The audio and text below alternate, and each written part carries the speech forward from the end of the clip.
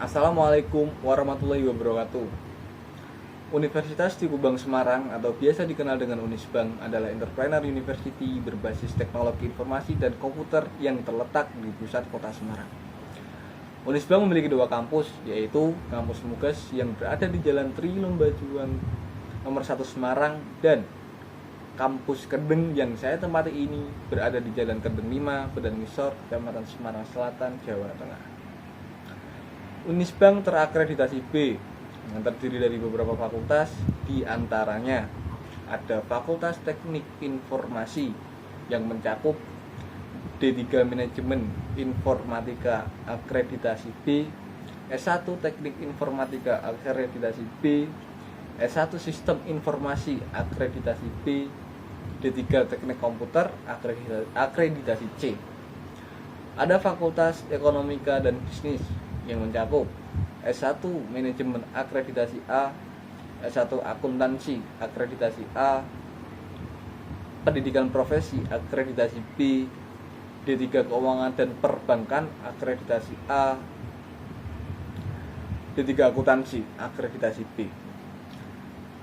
Kemudian ada Fakultas Hukum yang mencakup Ilmu Hukum akreditasi B. Ada Fakultas Bahasa dan Budaya yang mencakup S1 Bahasa dan Sastra Inggris akreditasi B. Ada Fakultas Teknik yang mencakup Teknik Industri akreditasi C. Ada Fakultas Pariwisata yang mencakup D3 Perhotelan akreditasi B. Dan program sarjana yang mencakup S2 Manajemen akreditasi B dan S2 Sistem Informasi. Oke. Perkenalkan, nama saya Alfian Fakhri Husaini dengan NIM 1805520203 dari Universitas di Kubang Semarang atau Unisbank. Di sini saya akan mempresentasikan materi yang berjudul Audit Kredit mata kuliah Audit Bank, dosen pengampu Pak Bapak Arif Himawan Dwi Nugroho untuk memenuhi tugas kuliah yang sudah diberikan. Ini dari saya akan menjelaskan 5 poin yang terdiri dari poin pertama ada definisi. Definisi ada kredit yang diberikan, ada pula resiko kredit. Yang poin kedua adalah manajemen kredit. Manajemen kredit mencakup analisis kredit 5C, perikatan kredit, dan perikatan agunan. Poin yang ketiga ada prosedur audit yang mencakup permohonan kredit, persetujuan kredit, dan penentuan plafon kredit. Kemudian ada poin keempat yaitu periksaan kredit, dan yang terakhir atau yang poin kelima ada eksistensi agunan. Oke.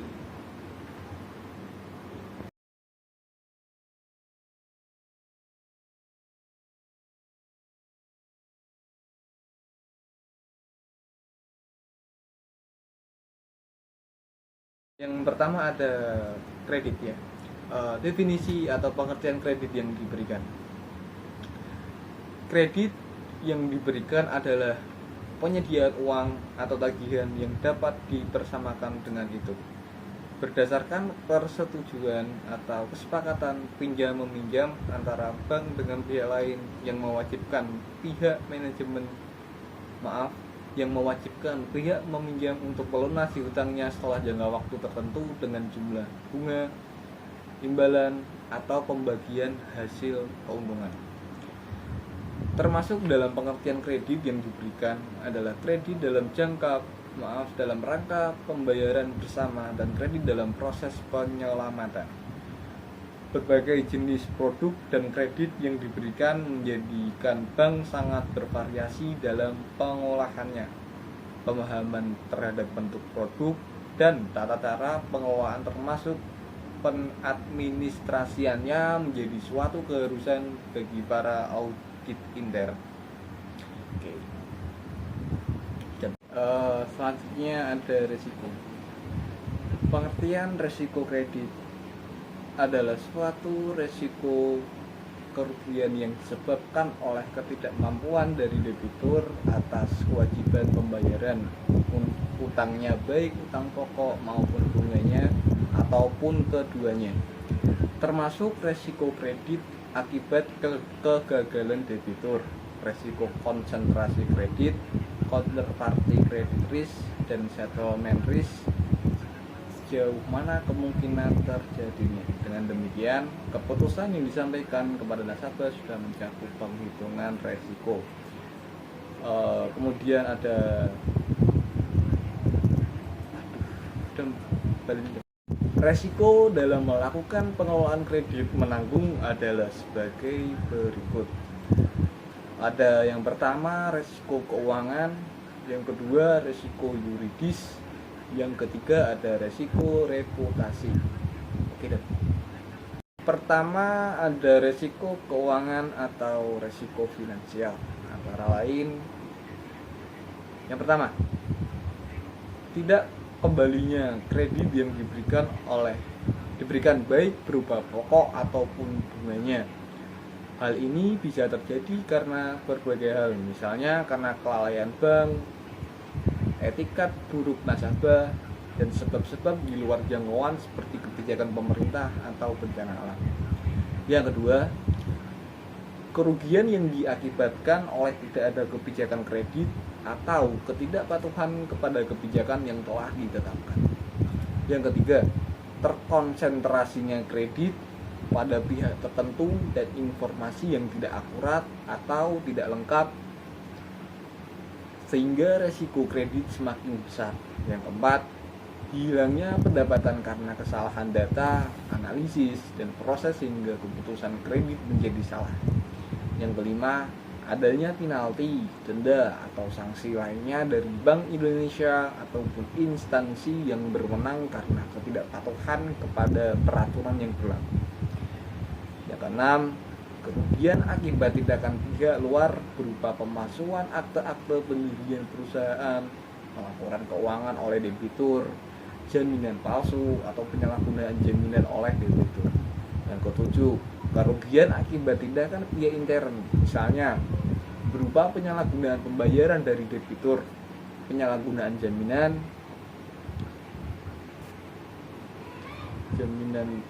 kredit fiktif, atau penerimaan komisi dari debitur agar kredit dapat diberikan. Yang kedelapan, kerugian karena diubahnya atau tidak akuratnya informasi mengenai file kredit yang berhubungan dengan A. Informasi debitur, ada nama, alamat, perusahaan atau badan usaha. Yang B. Informasi mengenai sejarah kredit, ada jenis kredit yang diberikan atau KYD, jaminan, pembayaran, jatuh tempo, atau schedule pembayaran, dan sebagainya. Yang kesembilan, ada kerugian karena penyalahgunaan informasi mengenai kredit dihapuskan. Yang terakhir atau yang ke-10, kerugian karena alokasi pembayaran ke rekening yang tidak benar. Oke. Yang kedua, ada resiko yuridis atau resiko pelanggaran ketentuan yang antara lain. Yang pertama, apabila ada pelanggaran atas ketentuan Bank Indonesia, bank bisa dikenakan sanksi mengenai tingkat kesehatan ataupun lainnya.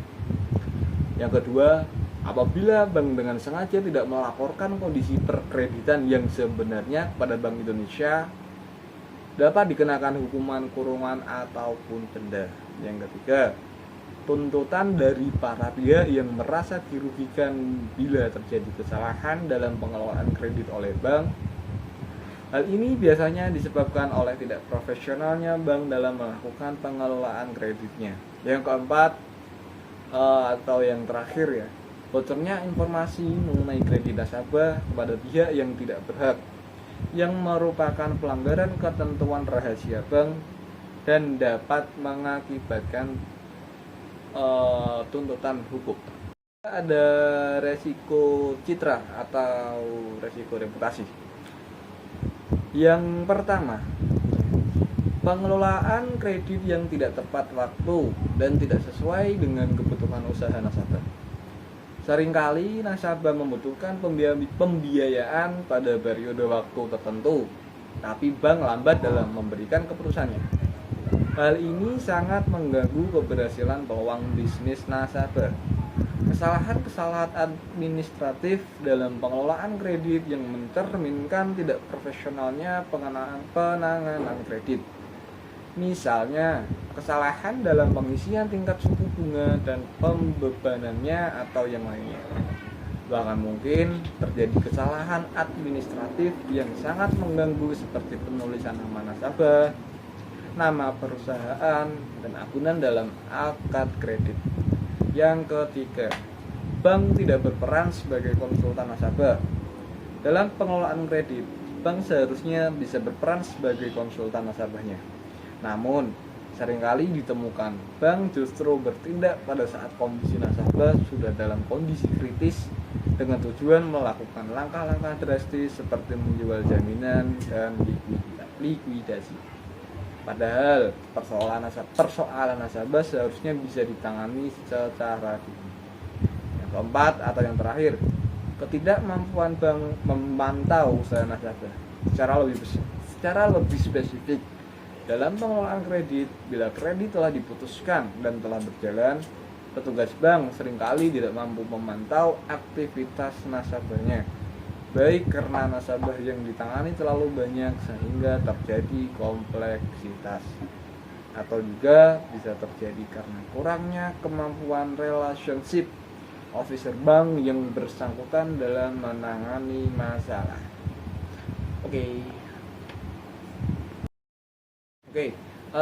Selanjutnya ada manajemen kredit atau manajemen perkreditan. Pada dasarnya, manajemen kredit merupakan suatu proses yang terintegrasi antara sumber-sumber dana kredit, alokasi dana yang dapat dijadikan kredit dengan perencanaan, administrasi, dan pengamatan kredit. Selanjutnya ada analisis kredit 5C. 5C merupakan singkatan dari karakter, capacity, capital, condition, collateral. Dimana jika nasabah sudah memenuhi 5C prinsip tersebut, maka sudah bisa dipastikan akan mudah untuk mengakses kredit di bank. Pada dasarnya, prinsip 5C ini adalah sistem yang digunakan bank untuk mengukur kelayakan kredit dari seorang calon debitur atau peminjam. Yang pertama ada karakter. Karakter merupakan suatu keyakinan bahwa sifat atau watak dari orang yang akan diberikan kredit dan benar dapat dipercaya. Hal ini tercantum dalam latar belakang nasabah, baik gaya hidup yang dianutnya, kadar keluarga, hobi, sosial standingnya, moral, dan kejujuran pemegang kredit. Karakter calon debitur harus menjadi pertimbangan pertama dalam pemberian kredit. Indikasi resiko karakter yang diperhatikan bank antara lain. Yang pertama, calon debitur memiliki reputasi tidak baik dalam hubungannya dengan masyarakat, rekan bisnis dan bank. Yang kedua, permasalahan hubungan debitur. Yang ketiga, debitur berganti-ganti supplier dan tidak dapat fasilitas beragam. Hal ini merupakan indikasi bahwa debitur tidak dapat dipercaya karena sering ingkar janji. Cara bank menganalisa indikasi risiko aspek karakter antara lain. Yang pertama ada reputasi, info lingkungan tempat tinggal dan tempat usaha. Yang kedua ada hubungan bisnis atau trade checking. Yang ketiga ada hubungan dengan bank atau bank checking. Yang kedua ada capacity atau kemampuan. Untuk melihat nasabah dalam kemampuan untuk mengendalikan bisnis yang dihubungkan dengan pendidikannya, kemampuan dalam memahami ketentuan pemerintah, pemimpin, usahanya sungguhan dan melihat perspektif masa depan, sehingga usaha pemohon berjalan dengan baik dan memberikan untung atau rendable, dan pada akhirnya dapat mengembalikan kredit yang diterimanya. Antara lain ada managerial capacity atau analisis kemampuan manajerial debitur. Ada yang kedua financial capacity atau analisis kemampuan finansial perusahaan. Yang ketiga ada technical capacity atau analisis proses produksi. Managerial capacity meliputi latar belakang managerial capacity meliputi lihat pengalaman debitur dalam mengelola usaha dan perkembangan usaha selama ini. Indikasi resiko aspek managerial capacity ada manajemen bersikap one man show, kemudian ada manajemen agresif dalam pengembangan bisnis, kemudian ada resiko atau penyalahgunaan kredit untuk kegiatan di luar aktivitas usaha yang dibiayai. Ada mitigasi resiko managerial capacity, antara lain mitigasi keuangan perusahaan dan kemungkinan pemindahan aset perusahaan. Kemudian ada monitoring keuangan usaha yang lebih intens. Ada persyaratan penarikan modal usaha untuk aktivitas di luar kegiatan usaha harus atas persetujuan bank. Kemudian ada financial capacity, meliputi kemampuan debitur mengelola keuangan perusahaan, kemudian sebagai first way out dalam pengembalian kredit. Indikasi resiko aspek financial capacity antara lain manajemen memiliki kemampuan mengelola keuangan yang buruk, kinerja keuangan perusahaan tidak baik tetapi memiliki prospek perkembangan. Ada resiko untuk bank keuangan usaha sewaktu-waktu dapat memburuk. Mitigasi resiko aspek financial capacity antara lain persyaratan menyerahkan laporan keuangan secara rutin dan intens, monitoring kegiatan usaha dan transaksi usaha melalui rekening koran bank. Ada technical capacity antara lain analisis proses produksi, identifikasi resiko pada proses produksi secara lengkap, mitigasi resiko yang mungkin ada, pertimbangan dalam covenant. Indikasi resiko aspek technical capacity. Secara teknis perusahaan menghadapi kendala ketidakpastian supply bahan baku. Resikonya keberlangsungan usaha akan terganggu. Mitigasi resiko aspek technical capacity. Kontrak jangka panjang pembelian bahan. Yang ketiga ada capital atau modal, yaitu modal dari pemohon kredit untuk mengembangkan usahanya. Untuk melihat penggunaan modal apakah efektif dilihat dari laporan keuangan atau neraca dan laporan rugi laba. Dengan melakukan pengukuran seperti dari segi likuiditas dan solvabilitas, rentabilitas, dan ukuran lainnya. Kapital juga harus dilihat dari sumber mana saja modal yang ada. Ada dua sumber dana. Yang pertama ada own share atau dana sendiri, antara lain ya tingkat resiko yang siap ditanggung oleh pemilik dan keseriusan menjalankan usaha dan pembayaran kredit. Sumber dana yang lain adalah dana yang dilihat, itu ada DER atau debt to equity ratio, dan penentuan own share dalam pembiayaan kredit modal kerja atau KMK atau kredit investasi atau KI. Indikasi resiko aspek capital antara lain yang pertama, modal usaha tidak mencukupi batas toleransi yang ditetapkan bank. Kedua, debitur tidak memiliki kemampuan memperkuat permodalan sesuai batas toleransi bank. Yang ketiga, ada resiko untuk bank, yaitu modal rendah dapat menyebabkan moral hazard. Mitigasi resiko aspek capital.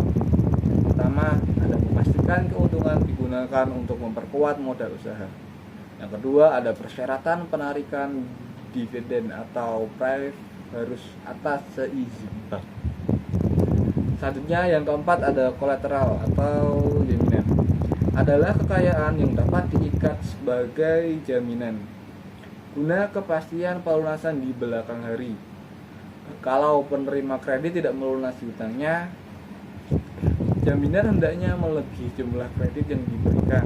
Jaminan juga harus teliti keabsahannya, sehingga jika terjadi masalah atau kredit macet, maka jaminan yang dititipkan akan dapat dipergunakan secepat mungkin.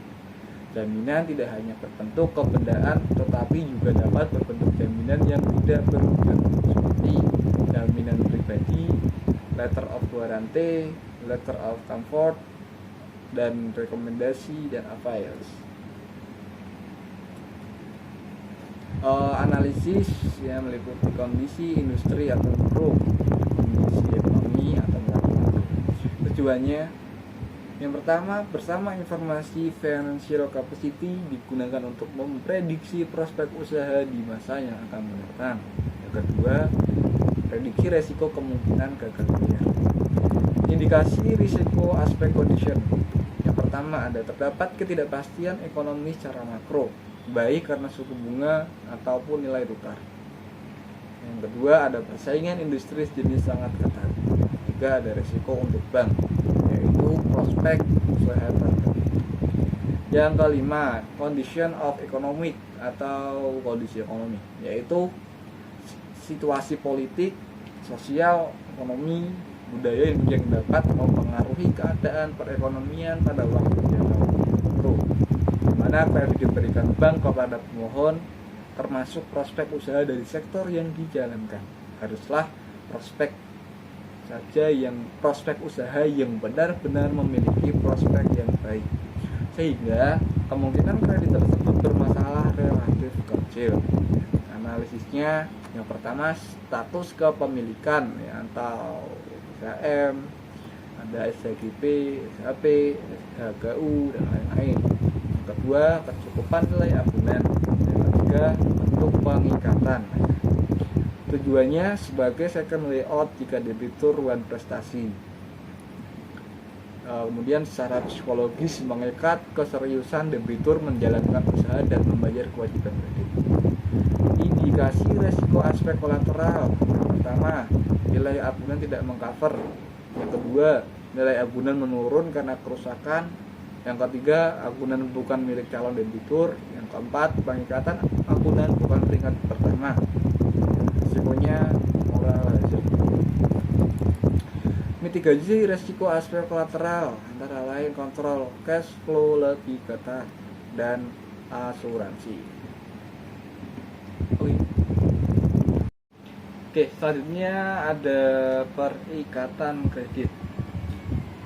Untuk memeriksa pengikatan kredit, pertama-tama auditor harus memiliki data kredit nasabah atas dasar keputusan kredit yang ditetapkan oleh komite kredit. Data ini menyangkut semua syarat kredit dan telah mendapat pengesahan dari komite kredit. Kemudian bandingkan dengan pengikatannya, baik perjanjian kredit atau PK maupun pengikatan dan penguasaan agunan dan jaminan lainnya. Garis besarnya, pengikatan terhadap fasilitas kredit dibagi menjadi dua bagian, yaitu pengikatan kredit dan pengikatan agunan. Pengikatan kredit berlaku sebagai akad induk, sedangkan pengikatan agunan bersifat tambahan.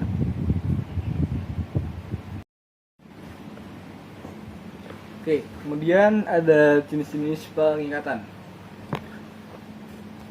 Ada dua jenis pengikatan, yaitu otentik dan di bawah tangan atau ender. Otentik, pengikatan dilakukan di depan pejabat yang berwenang. Mengingat pejabat yang berwenang adalah notaris, maka pengikatan ini juga disebut sebagai pengikatan notarial. Pengikatan di bawah tangan atau intern, pengikatan yang dilakukan tanpa dihadiri oleh pejabat yang berwenang, karena dilakukan sendiri antara bank dan debitur, maka jenis ini disebut juga sebagai pengikatan intern. Perbedaan antara pengikatan notarial dengan pengikatan intern adalah pada kekuatan hukumnya. Pengikatan notarial memiliki kekuatan hukum yang sempurna, sementara pengikatan intern atau di bawah tangan harus melalui sesuatu pembuktian. Jenis-jenis pengikatan yang dilakukan terhadap suatu kredit harus sudah ditetapkan dan dicantumkan dalam surat keputusan kredit. Pengikatan kredit secara notarial harus dilakukan untuk fasilitas kredit dengan agunan aktiva tetap, ya, atau tanah dan bangunan, kapal dan sebagainya. Sedangkan pengikatan kredit di bawah tangan dapat dilakukan untuk fasilitas yang agunannya berupa benda bergerak atau surat berharga, termasuk deposito.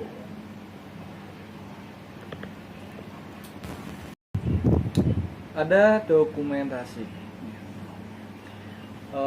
antara lain, ya, yang A, periksa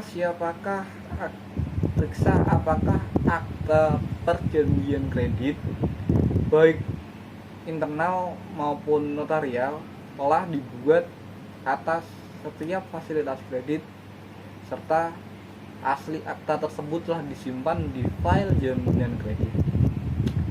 Dan B, akta perjanjian kredit yang dilakukan secara intern dibuat di atas formulir standar yang berlogo bank. Akta yang dibuat di atas formulir standar ini harus telah diisi lengkap pada saat kredit diberikan. Setiap materi perjanjian atau plafon suku bunga, jangka waktu, serta klausul lainnya harus dibubuhi sebagai tanda persetujuan. Yang C, untuk akta notarial, bagian akta yang disimpan oleh bank adalah gross akta. Salah satu ciri gross akta adalah adanya kalimat demi keadilan berdasarkan ketuhanan yang Maha Esa pada bagian depan akta. Yang D, akta notarial yang belum diserahkan harus dibuktikan dengan cover note dan notaris pembuat akta tersebut. Yang E atau yang terakhir, akta notarial yang belum diserahkan notaris setelah 3 bulan, mintakan penjelasan dari bagian legal apakah diperlukan, mintakan konfirmasi ulang kepada notarisnya. Kemudian ada keabsahan, meliputi yang pertama, untuk akta intern, pastikan bahwa tanda tangan debitur pada akad kredit sudah diverifikasi oleh petugas bank. Yang kedua, untuk akta notarial, pastikan kembali bahwa pihak debitur yang menghadap sama dengan saran dalam hasil analisis yuridis. Dan ada materi pengikatan, antara lain, ya, yang pertama,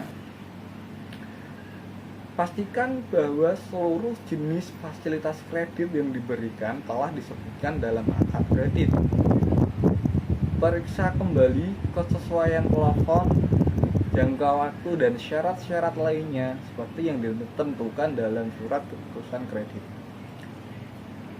Yang kedua, teliti bahwa bentuk perikatan agunan telah digunakan dengan tepat sesuai dengan status kepemilikan dan sifat hubungan antara debitur dan pemilik agunan.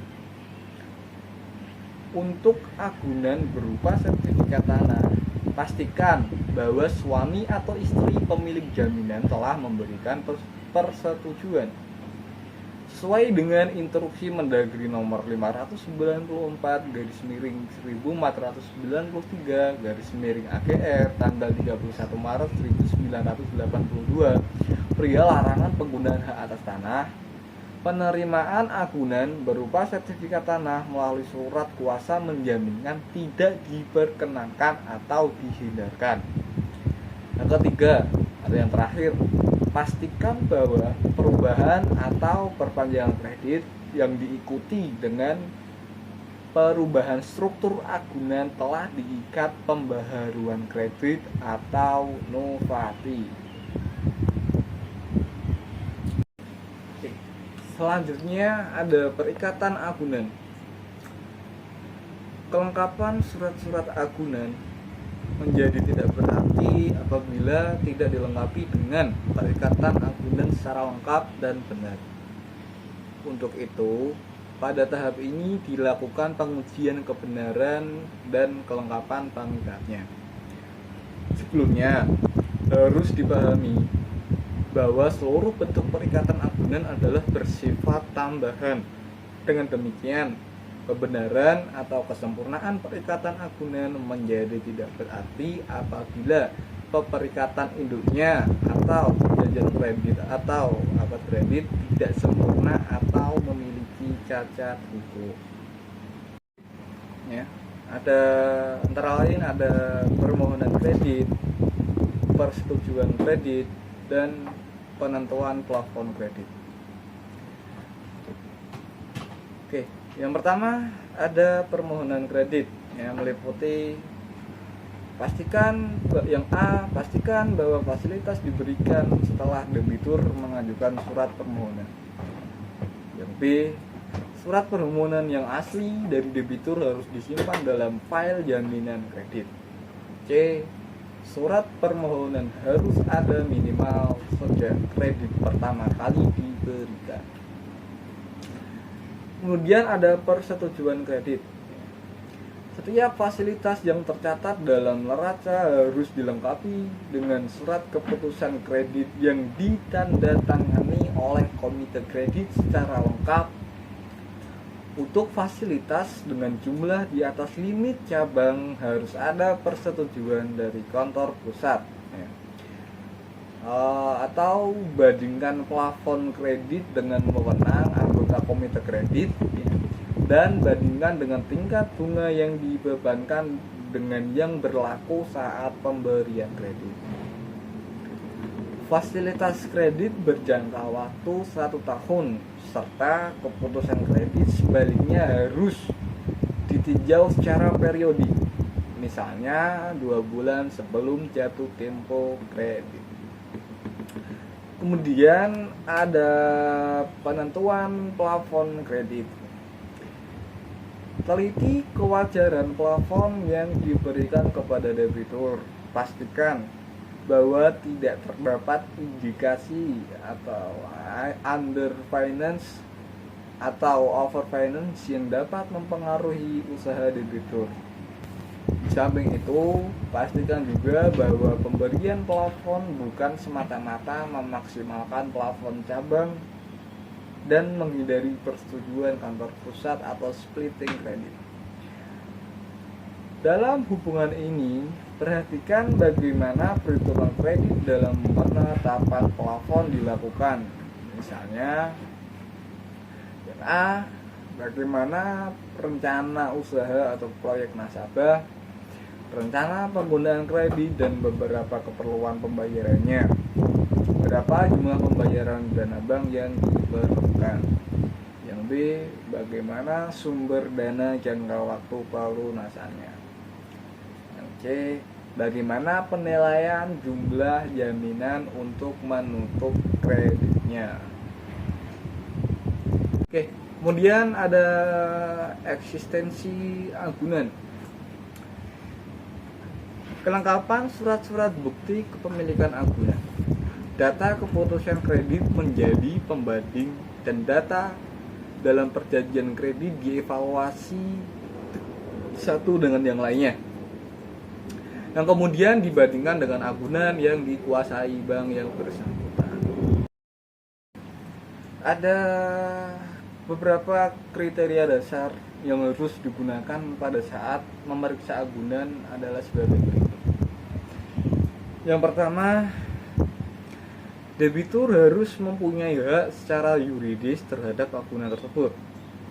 Yang kedua, agunan harus dapat diuangkan dalam waktu cepat pada saat harus dieksekusi.